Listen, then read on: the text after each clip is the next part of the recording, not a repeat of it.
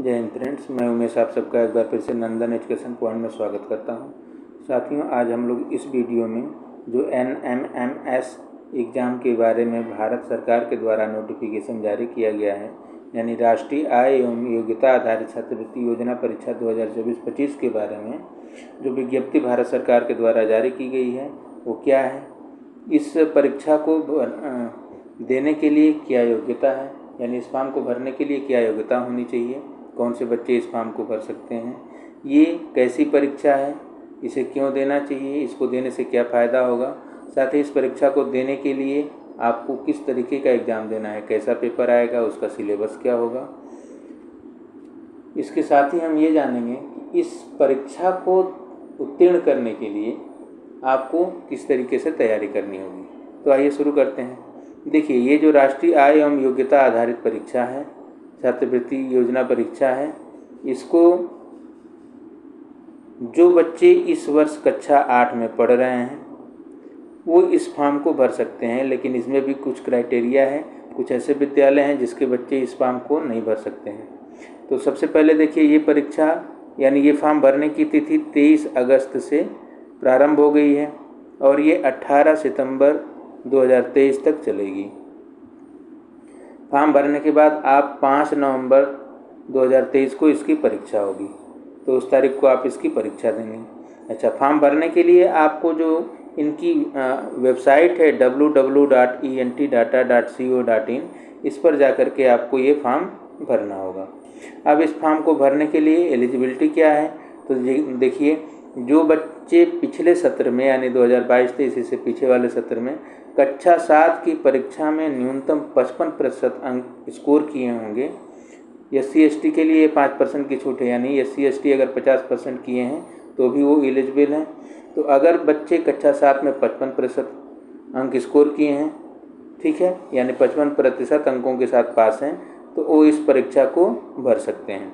इसके साथ ही साथ इसने कहा है कि जो राजकीय अशासकीय सहायता प्राप्त स्थानीय निकाय यानी जो परिषद के स्कूल हैं, ठीक, इसके बच्चे इस फॉर्म को भर सकते हैं और ये बच्चे कक्षा 8 में इस समय अध्ययनरत होने चाहिए। देखिए, जो जवाहर नवोदय में पढ़ रहे हैं बच्चे, केंद्रीय विद्यालय में पढ़ रहे हैं, सैनिक स्कूल में पढ़ रहे हैं, किसी राजकीय आवासीय या प्राइवेट विद्यालय में पढ़ रहे हैं, वे बच्चे इस फॉर्म को नहीं भर सकते। वे इसके लिए अर्ह नहीं हैं, मतलब वे इस फॉर्म को नहीं भर सकते हैं। अच्छा, जो बच्चे इस फॉर्म को भरेंगे उनके माता पिता या अभिभावक की जो कुल आय है सारे स्रोतों से वो 3.5 लाख रुपए, ठीक है ना, 3.5 लाख रुपए या इससे कम होनी चाहिए, इससे अधिक नहीं होनी चाहिए। अब इस परीक्षा के लिए आपसे किसी प्रकार का शुल्क नहीं लिया जाएगा, यानी ये बिल्कुल क्या है, फ्री है। और आवेदन करते समय जितने भी बच्चे इस फॉर्म के लिए अप्लाई करेंगे, उनको आवेदन करने से पहले का कास्ट सर्टिफिकेट यानी जाति प्रमाण पत्र, आय प्रमाण पत्र, ठीक है ना, ये, और अगर मान लीजिए स्वतंत्रता संग्राम सेनानी के आश्रित हैं तो उसका प्रमाण पत्र, ये सब जो है आपको पहले ही बनवा लेना होगा।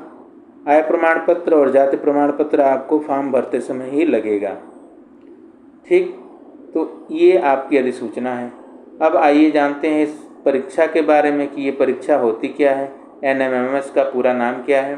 तो NMMS का पूरा नाम है national means cum merit scholarship, और इसको हिंदी में राष्ट्रीय साधन सहयोगिता छात्रवृत्ति योजना यानी राष्ट्रीय आय आधारित जो आपकी योग्यता योजना है वो कहा जाता है। इसको केंद्र सरकार हर वर्ष इस परीक्षा को आयोजित करती है और इस परीक्षा का मुख्य उद्देश्य जो है, पहले बच्चे कक्षा 8 में पढ़ने के बाद आगे की पढ़ाई जारी नहीं कर पाते हैं थे, वो चाहे आय के कारण हो यानी पैसे के कारण हो या किसी अन्य कारण से पैसे कमाने कुछ बच्चे चले जाते थे और कुछ बच्चे जो है घर में पैसे की कमी के कारण पढ़ाई जारी नहीं कर पाते थे। तो सरकार ने एक इस स्कीम के द्वारा ये डिसाइड किया कि जो बच्चे पढ़ना चाहते हैं, पैसे के अभाव के कारण पढ़ाई नहीं कर पाते हैं, उनको सहायता प्रदान की जाए। तो इसके लिए कुछ क्राइटेरिया सरकार ने बनाई।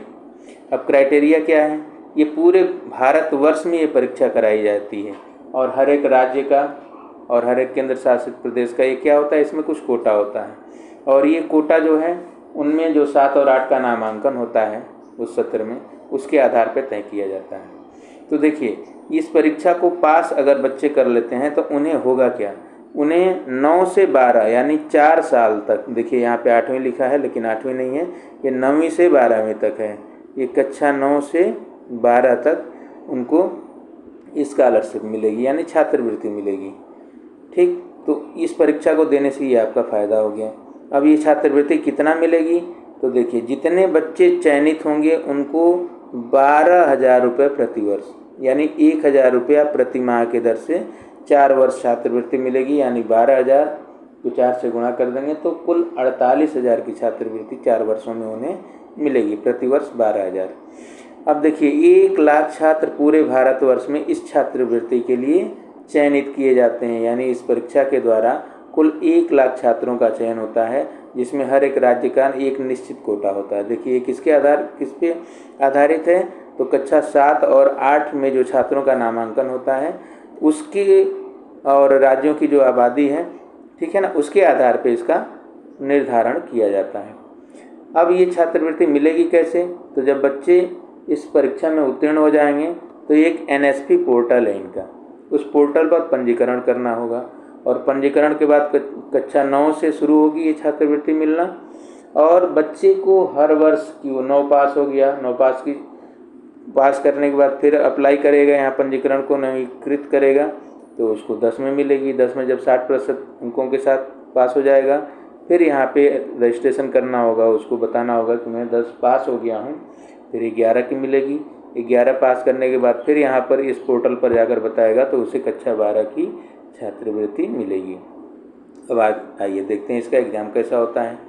तो इसका एग्ज़ाम देखिए, ये ऑब्जेक्टिव टाइप का एग्ज़ाम है, ठीक है ना। ऑब्जेक्टिव यानी क्या करना होगा, आपको 4 ऑप्शन दिए रहेंगे, उसी में से सही जो होगा उसको चुनना होगा। और ये परीक्षा ऑफलाइन होती है, यहाँ ऑनलाइन लिखा है, ऑनलाइन नहीं होती है, ये ऑफलाइन होती है, यानी आपको जो सेंटर मिलेगा वहाँ जाना होगा, ठीक, और वहाँ पे आपको परीक्षा देना होगा। मानसिक, अब ये परीक्षा में 2 फॉर्म यानी 2 पेपर आते हैं। एक जो है मैट यानी मेंटल एबिलिटी टेस्ट, ये मानसिक क्षमता पर आधारित परीक्षण है, और दूसरा स्कॉलस्टिक एबिलिटी टेस्ट यानी सेट, ये जो है आप जो शैक्षिक क्षमता आपकी है, यानी जो 7 और 8 में आप पढ़ाई किए हैं, जितना आपने सीखा है उसकी परीक्षा होती है। तो देखिए मैट जो है मानसिक क्षमता की परीक्षा है, ठीक है ना।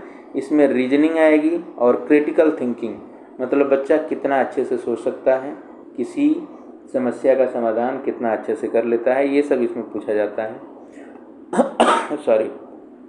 और दूसरा जो शैक्षिक क्षमता वाला है, इसमें गणित, विज्ञान, सामाजिक विज्ञान और सामान्य ज्ञान, ये सब मिला करके इन सब चीज़ों की परीक्षा, इन सब चीज़ों का ज्ञान कितना बच्चे के पास है उसका, इसमें उसकी जांच की जाती है इस परीक्षा के द्वारा। अब आइए इसका पाठ्यक्रम देखते हैं। तो देखिए मैट और सेट का जो सिलेबस है वो मुख्य रूप से क्या है, बच्चे की जो ज्ञान है, बच्चे का जो ज्ञान, उसका टेस्ट करने के लिए।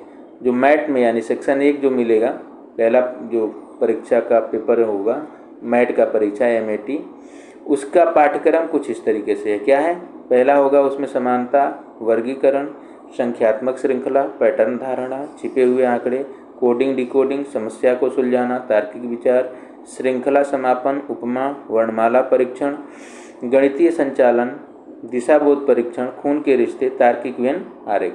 ये सब बच्चे की ब्रेन की जांच एक तरीके से है कि बच्चा किसी भी समस्या को कितना आसानी से उसको कैच करता है और उसका समाधान कर लेता है। दूसरा जो आपकी शैक्षिक योग्यता है, तो ये बच्चे ने कक्षा 7 और 8 में जो पढ़ाई की है उसी पर आधारित होगी। इसमें देखिए विज्ञान के 3 पार्ट यानी जो फिजिक्स, केमिस्ट्री में और बायो होते हैं। फिजिक्स यानी भौतिक विज्ञान, केमिस्ट्री रसायन विज्ञान और जीव विज्ञान, तो ये विज्ञान का सेक्शन है। ये 4 सेक्शन आपके जो है सोशल साइंस यानी इतिहास, भूगोल, अर्थशास्त्र और नागरिक शास्त्र, और एक है गणित। तो ये 3 सेक्शन मिल करके दूसरे पेपर का निर्धारण करेंगे, ठीक। तो ये तो आपका सिलेबस हो गया। अब आइए सीधे चलते हैं हम लोग वेबसाइट पर और देखते हैं कि इस वेबसाइट के माध्यम से हम इस फॉर्म को कैसे भरेंगे। तो इसके लिए आपको सीधे entdata.co.in पर जाना है। जब आप इस वेबसाइट को ओपन करेंगे तो कुछ इस तरीके का पेज आपके सामने खुलेगा। देखिए यहाँ भी इस योजना के बारे में आपको बता दिया है कि ये योजना 23 अगस्त 2023 से प्रारंभ हो गई है और 18 सितंबर 2023 तक इसका ऑनलाइन आवेदन आप कर सकते हैं। परीक्षा की तिथि 5 नवंबर को आपको दे दी है। यहाँ साइड में आपको नोटिफिकेशन दिया है जो मैंने शुरू में आपको दिखा दिया। अब जब आप इसको अप्लाई करेंगे तो अप्लाई करने के लिए इस पर क्लिक करेंगे। ये जब क्लिक करेंगे तो आपके सामने कुछ वेब पेज ऐसे खुलेगा। ये वेब पेज आपके सामने खुल गया। अब देखिए इस परीक्षा को भरने की इस फॉर्म को अप्लाई करने के लिए कुछ स्टेप दिया हुआ है। पहले स्टेप में आपको रजिस्ट्रेशन करना है, फिर उस रजिस्ट्रेशन का जो नंबर आपको मिलेगा उसका यूज करते हुए आपको स्कूल सर्टिफिकेट इसी वेबसाइट से डाउनलोड करना है। उस सर्टिफिकेट को आप क्या करेंगे कि जिस विद्यालय में पढ़ रहे हैं वहाँ के प्रधानाचार्य से उस पर सिग्नेचर करवा के मुहर लगवा करके फिर आप आगे का जो प्रोसेस है यानी उस स्कूल सर्टिफिकेट को अपलोड करेंगे। इनकम सर्टिफिकेट जो आपने अपने गार्जियन का बनवाया हुआ है, अपना फ़ोटो, सिग्नेचर ये अपलोड करेंगे। उसके बाद फिर आप कास्ट सर्टिफिकेट अगर आपके पास है, SC ST OBC में है तो ये आवश्यक है आपके लिए।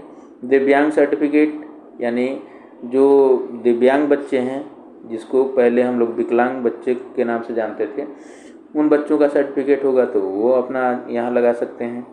अगर आप फ्रीडम फाइटर डिपेंडेंट हैं तो उसका सर्टिफिकेट है तो वो लगा सकते हैं। तो ये अपलोड करने के बाद आखिरी स्टेप है कि आप क्या करेंगे, फाइनल में प्रिंट आउट कर लेंगे। देखिए साइड में आपको दिया भी है, यहाँ डाउनलोड करने का लिंक दिया है। ठीक, जो प्रेस नोटिस मैंने शुरुआत में दिखाई थी वो यहाँ से आप डाउनलोड कर सकते हैं। आवश्यक निर्देश पढ़ना है तो उसके लिए यहाँ पे लिंक दिया हुआ है।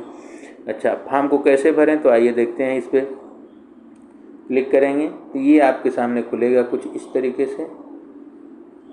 ये फॉर्म खुल गया। देखिए इसमें कैसे भरना है उसके बारे में दिया है। पहला काम क्या है, कह रहा है कि एक मोबाइल नंबर से एक ही आवेदन कर सकते हैं आप।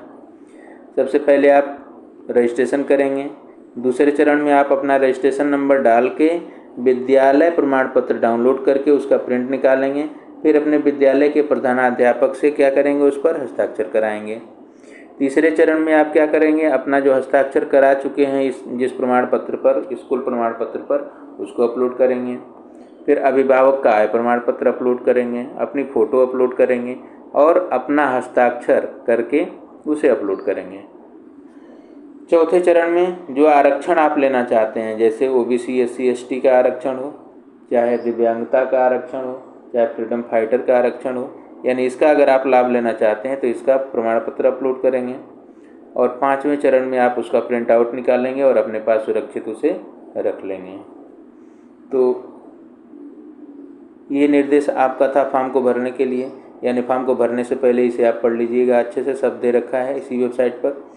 फिर आपके लिए एक आवश्यक निर्देश दिया हुआ है तो उस पर क्लिक करते हैं। देखिए क्या खुलता है, ये आपके सामने खुल गया। अब इसमें आपको बता रखा है सब कुछ कि कौन से बच्चे इस परीक्षा को भर सकते हैं, भरने के लिए क्या योग्यता होनी चाहिए, कैसा आपका पेपर आएगा, ये सब कुछ इसमें आपको जानकारी दे रखा है। देखिए सबसे पहले कह रहा है पहले में ही कि जो बच्चे पिछले सत्र में कक्षा 7 की न्यूनतम परीक्षा 55% अंकों से उत्तीर्ण किए हों, SC ST के लिए 5% की छूट दे रखा है, वे इसको भर सकते हैं। दूसरा क्या होना चाहिए, तो बच्चे किसी राजकीय स्थानीय निकाय एवं अशासकीय सहायता प्राप्त विद्यालयों में इस वर्ष कक्षा 8 में पढ़ रहे होंगे, वही इस फॉर्म को भर सकते हैं। अभिभावक की कुल वार्षिक आय 3.5 लाख रुपए होनी चाहिए। फिर कह रहा है परीक्षा का आयोजन आपका कहाँ होगा, प्रत्येक जनपद के निर्धारित केंद्रों पर होगा। परीक्षा कब होगी, 5 नवंबर 2023 को होगी। ठीक, अब अगर आप कोई भी सर्टिफिकेट यहाँ पे अपलोड कर रहे हैं तो उसका बेनिफिट आपको मिलेगा, नहीं अपलोड करेंगे तो आपको सामान्य श्रेणी में मानते हुए आपको उसके आगे जैसा भी जो मेरिट बनेगी उसमें आपको उसके आधार पे रखा जाएगा। अब देखिए इसमें आवश्यक निर्देश आपका हो गया, कक्षा 7 में न्यूनतम 55%, कक्षा 8 में बच्चा पढ़ रहा हो। हाँ, जो बच्चे जवाहर नवोदय विद्यालय में पढ़ रहे हैं, केंद्रीय विद्यालय में पढ़ रहे हैं, सैनिक स्कूल में पढ़ रहे हैं, राजकीय आवासीय एवं प्राइवेट विद्यालय में पढ़ रहे हैं, वे इस परीक्षा में शामिल नहीं हो सकते, यानी वे इस फॉर्म को नहीं भर सकते हैं। इस परीक्षा में जब आपका चयन हो जाएगा तो देखिए यहाँ पे दे रखा है कक्षा 9 में अध्ययनरत फ्रेश, और उसके बाद कक्षा 9 में तो आपको मिल जाएगा चयन होने के बाद, लेकिन उसके बाद जब कक्षा 10, 11 और 12 का आप लेना चाहेंगे तो उसमें आपको प्रत्येक वर्ष क्या करना होगा, नवीनीकरण करना होगा, तभी आपको आगे की छात्रवृत्ति मिलेगी। और इसको नवीनीकरण करने के लिए देखिए यहाँ पे वेबसाइट दे रखा है www.scholarships.gov.in। इस पोर्टल पर आप जाएंगे, NSPG इसको कहते हैं, नेशनल स्कॉलरशिप पोर्टल। इस पोर्टल पर जाकर आप अपना नवीनीकरण करेंगे अपना डाटा अपलोड करते हुए, तो फिर आगे आपको छात्रवृत्ति मिलेगी। अब इसके लिए भी कुछ क्राइटेरिया है। क्राइटेरिया क्या है, कक्षा 9 में आपको छात्रवृत्ति मिल गई, फिर आप कक्षा 10 में, कक्षा 9 पास हो गए हैं, इसके लिए नवीनीकरण करेंगे तो कक्षा 10 में आपको छात्रवृत्ति मिलेगी। अब कक्षा 10 में आप न्यूनतम 60% अंकों से अगर परीक्षा उत्तीर्ण करेंगे, यानी 60% से कम अंक आया तो फिर आपको छात्रवृत्ति नहीं मिलेगी, उससे ज़्यादा अंक आपको लाना होगा तो ये छात्रवृत्ति आपको मिलेगी।